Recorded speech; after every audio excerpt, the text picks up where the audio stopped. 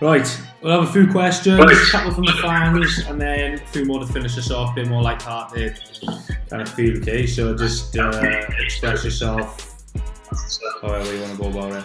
Okay, starting your career from being an amateur to being professional, putting the Osprey jersey on. Can you give us a bit of an insight to your journey up until then? So growing up, didn't really play much rugby, played football.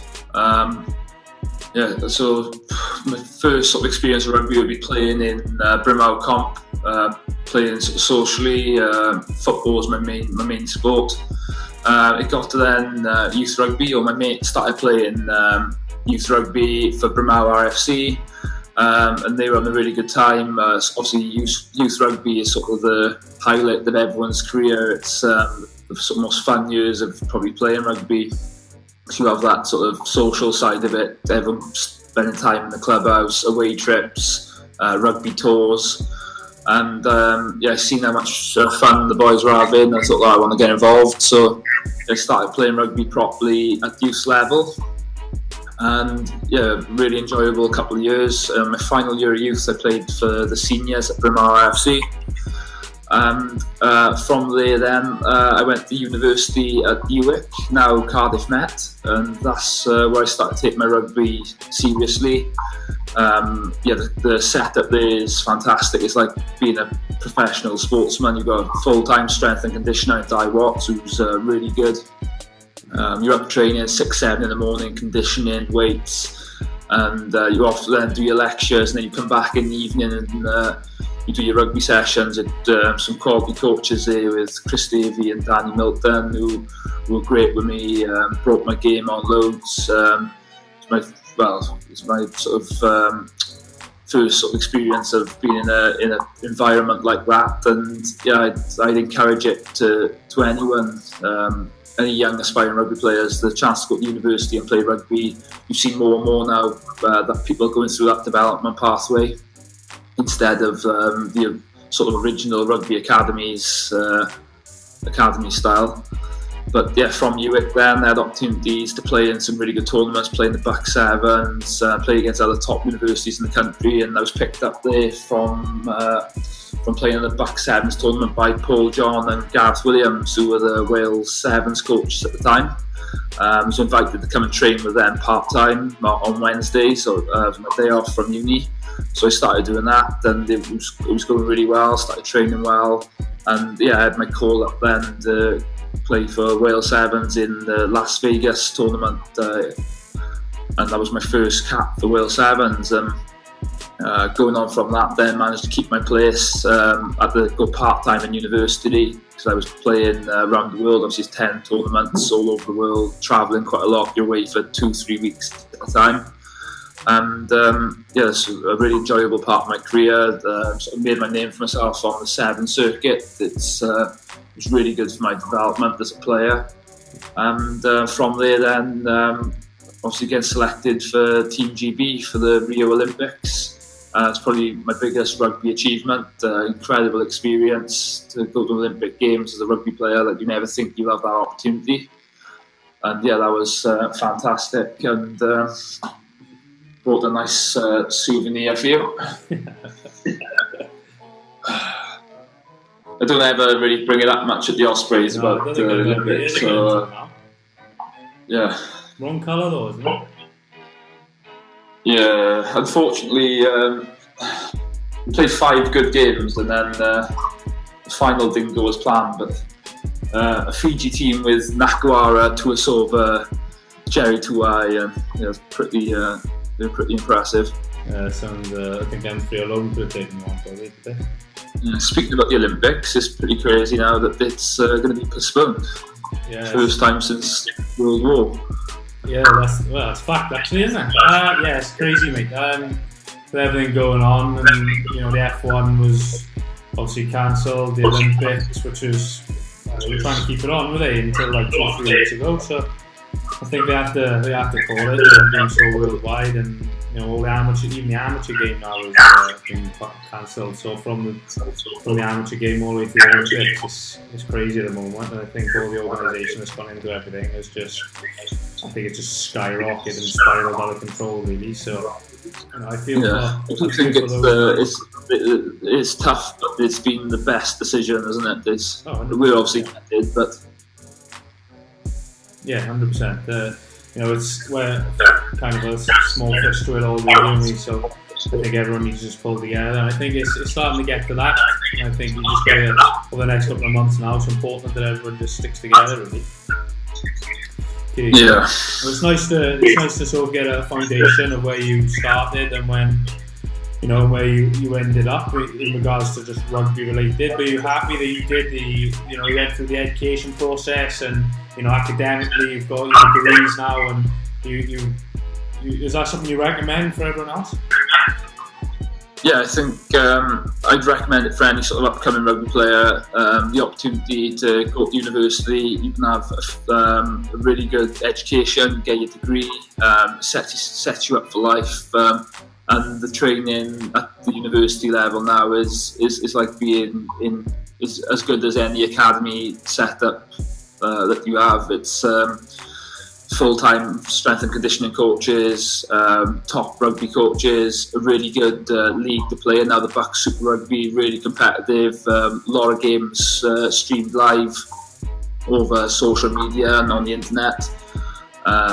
So yeah, I think I'd recommend it to anyone, because most importantly, you get your degree, you can do your rugby alongside that. You come out of it, as you know, you went to university at Cardiff Met as well, and you get your education, you get your rugby done, and you set up from there, really. And there's no better opportunity than back Super Rugby at the moment. The academy style is also great. I think there's some good players come out of the Ospreys academies and the other regions in Wales, but I think universities are still producing top players as well. So if you have that opportunity and you do like your education, you want to get that as well, I definitely recommend going down that university pathway.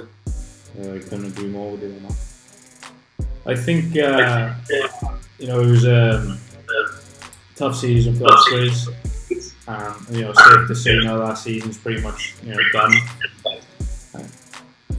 We had a tough start to the season, and games weren't going our way. We just narrowly missed out on a few, and the Ulster-Leinster game, last two games, we really played well, and we put two good performances. Obviously beat Ulster, possibly should have beaten Leinster, and to even say that from where we had come from is was a huge achievement for us in that one season.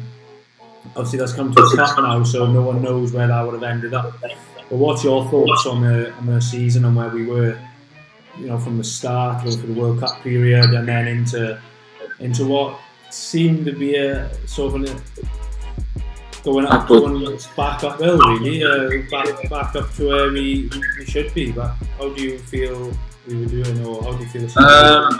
It's been a frustrating season. It's been a lot of change off the field as well. Obviously, a new coaching structure, a lot of players out injured, a lot of key players out injured. At the start of the season, it seemed like every game we were playing, we were losing at least one, maybe two players. We had a lot of international players away with Wales at the World Cup and away again at the Six Nations. So yeah, we never really sort of settled into the season. A lot of chopping and changing. We couldn't get the same team on the park every week with different combinations, and ultimately the results suffered because of that. And we lost a lot of close games, a lot of games that we believe we could have won. We lost a close one to the Kings at home, which we missed opportunities in. Dragons away, we're winning comfortably with a couple of minutes to go, and it didn't go our way. The Cheetahs at home, all in all, we had a couple of opportunities to score late on. Controversial sort of decisions going against us, and but we're responsible for that. We've been unfortunate. We've been in some close games that we know we could have done better in, and we could have won. And I think we're starting to put that right. We turned things around. We had some good performances. We beat a good Ulster team at home. We give Leinster a really close game we also believe that we could have won as well. and yeah, I think we were really kicking on, and we turned that corner. We were on sort of, as we said, like an upward cycle, and yeah, the break in the season didn't come at the best time for us. I think we were getting better, and yeah, obviously it was not ideal. So moving to life off the field, you know, yourself and Lloyd Evans, who's, you know, Wales Sevens, also ex-Osprey as well. You know, your experience in the 15s and 7s game, you know, is paramount, and you know, you've got a real good knowledge of the game. I think it's safe to say it's common knowledge now that you both have set up, or you set up Generation 7s, and it's a way of introducing kids to learn the game, learn key skills, you know, 15s and 7s, you know, interacting with other kids, playing games, you know, all those social skills are really important as a youngster. And you're setting up camps throughout Wales. What's the goal for that? What's the future? And you know, why? Give us a bit of an insight of why you set it up in the first place. Yeah, so after coming back from Rio, I sort of wanted to set up like a kind of legacy program on where people in Wales could, young kids in Wales could start their sort of rugby careers. And me and Lloyd sat down and we were looking at sort of our local areas and thinking, oh, there's not much, there's nothing really for rugby sevens for kids in the South Wales area. There's a lot of rugby 15s clubs, but there's not much for sevens. And for sevens now being a Commonwealth and Olympic sport for men and women, we thought, what better than to set up a pathway or a beginning of a journey for young boys and girls across the country to experience rugby sevens and develop their rugby seven skill set. And the positive of that is it can be brought into the 15-a-side game as well, so they're going to benefit in two ways. They can experience rugby sevens, and it's going to improve their skills for their 15-a-side game. So yeah, basically we set up Generation 7's rugby camps running in the kids' half terms, summer, Easter, winter, all year round. Around Wales, we've got camps in Bridgend, we've had one in Abergavenny, we've had one in Brimau, we've had one in Ebbville, and we're looking to expand that. It's been really successful so far. We've had over 90 kids at our most recent camp in Bryntheg in Bridgend. And then following on from that, then we set up a rugby camps for 2 to 5 year olds to come in every Monday. We have a half-hour slot where we develop sort of the key core motor skills rugby, the hand-eye coordination, the learning about the game, evasion.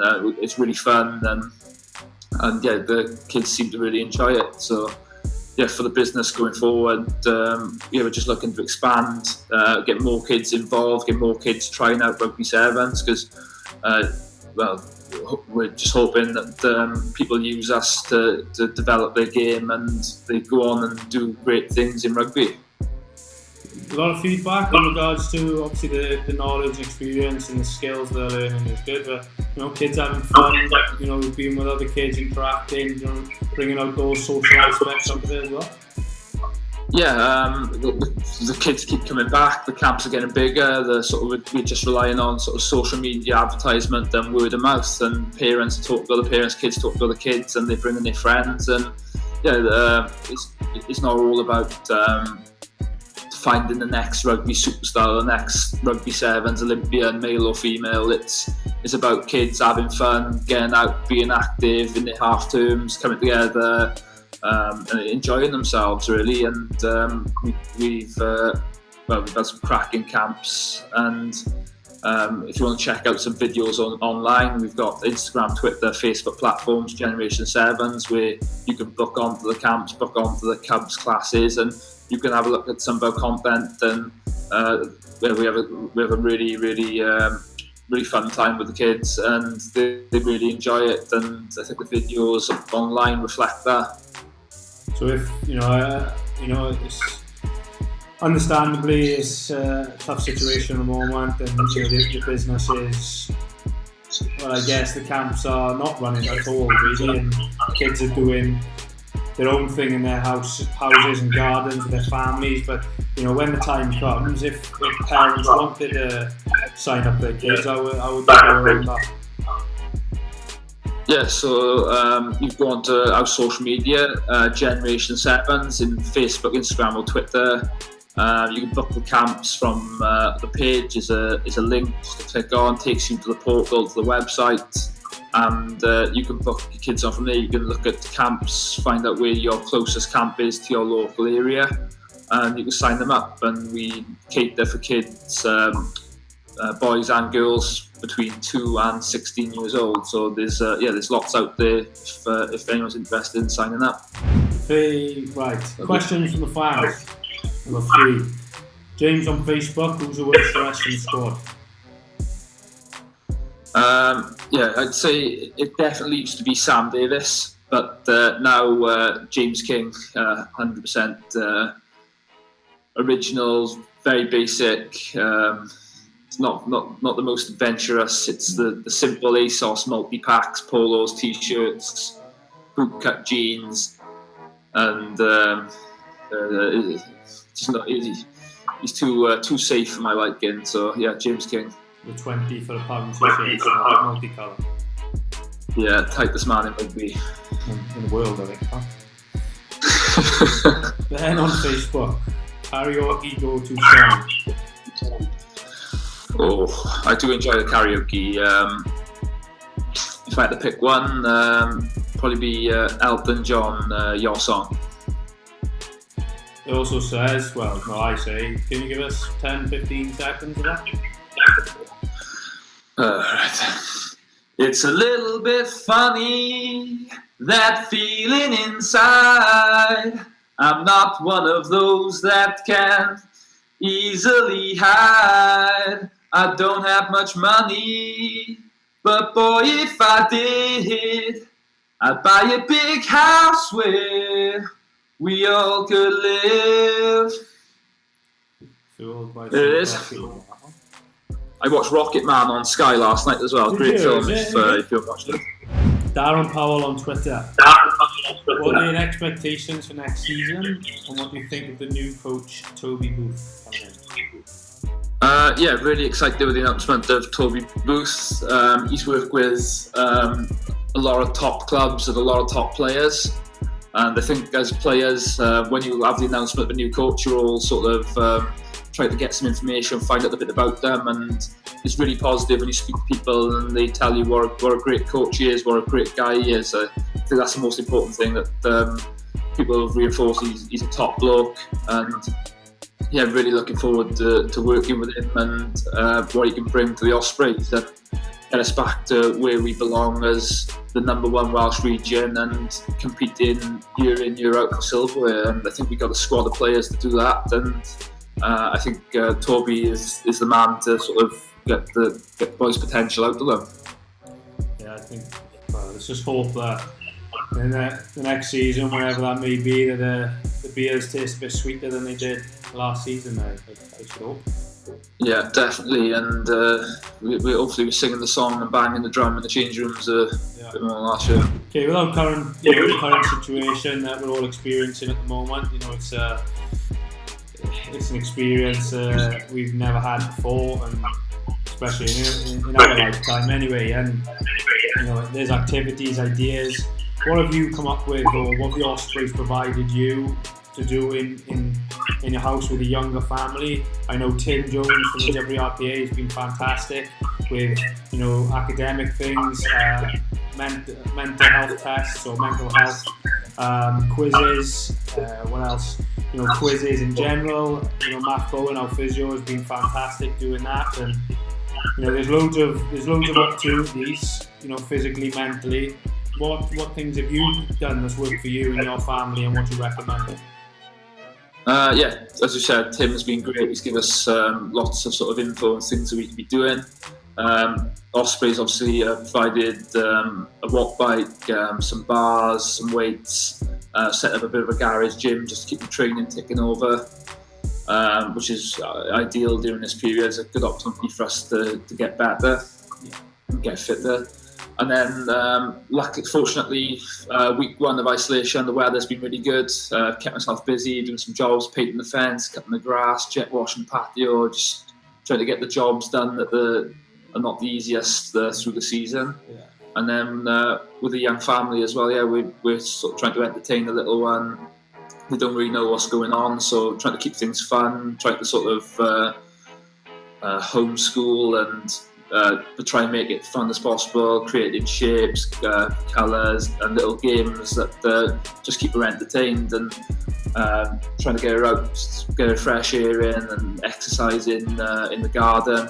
So I'm chasing around on a scooter, and it's a bit bonkers. It's a weird situation, but I think it's also really positive as well. I think it's drawn a lot of people close together. I got to spend some time with family, and like Tim and Lloyd Ashley have emphasised with us as a rugby community. I think we've got closer as well. We're doing things like quizzes, talking to each other on a daily basis on things that we can provide and do for each other. And I think the opportunity now for people to sort of reconnect with people you've lost touch with. You've got a lot of time on your hands now. Reach out to those like friends and family members that maybe you don't get enough time to speak to on a daily basis, and you go months, maybe years without speaking to. It's a good opportunity now to sort of relight the old friendships and speak to people you haven't spoken to for a while, and just reach out. And I think that's great for everyone. Yeah, I agree. I think with less aches and pains in the body, it's a bit easier to do things, as you're painting the skirting boards and being down in the awkward positions, or mowing the grass, or doing the general things that you'd like to do as a man of the house, I should say. And sometimes you just can't get around to doing it, can you, when you're getting out of bed on a Sunday morning after a game like that. But, I think every cloud has a sort of lining, and being able to spend time with family and get that sort of get the jobs done around the house and keep the partners happy makes our life a lot easier as well. Yeah, I think the boys are definitely doing a lot more chest and arms at the moment. I should imagine by summer there'll be a lot of decent shapes. Not speaking for myself, speaking for probably the likes of you more than myself. Okay. It's good. I tell you what, I do think though, a lot of people, if you look on social media, a lot of people are being more active. Your man's ringing me most days, telling me he's going for 5,000 or 10,000 step walks and things like that. And people are just resorting to it now because they've got nothing else to do. But I think as a culture and society, it's got to be a good thing, I guess. Yeah, you see like a lot of interesting stuff now. People playing. As families playing board games in the evening, watching films together, spending like quality time together, and it's things like that you just take for granted and you don't do, and it's our opportunity now to sort of spend time with them, do things you don't normally get to do, play board games, spend time together, do family activities, and I think that's really important. Yeah, for anyone watching though, I would highly recommend HouseParty is what we're using now, and I think a lot of people out there are using them. I think it's the easiest way to sort of interact, face to face during this time. So anyone watching, I'd definitely use them. Okay, last question. Finally, have you got any favourite memories during the season on and off the field? This season's probably been pretty tough, so not many put from there. But last season, that final game of the year, playing for the number one region title against the Scarlets at home, qualifying for the Champions Cup, it was a really good way to finish the season, beating our local rivals and have our friends and family there watching the final game, and it was a really good note to go out on. And that's probably my top Osprey memory. Yeah, I agree. On the field this year has been pretty tough, isn't it? I think we've had a few beers to enjoy ourselves, but ultimately it's about winning the games, isn't it? So it is tough, but park that, move on, I guess. Well, Sam, that's all the questions we have actually. So thank you very much for giving your time for everyone at the Ospreys, and I'm sure there'll be some good feedback and maybe some following questions for you moving forward, really. But I wish you and your family stay safe and stay inside. Cheers, mate. Catch you soon. Take care. Bye, Bob.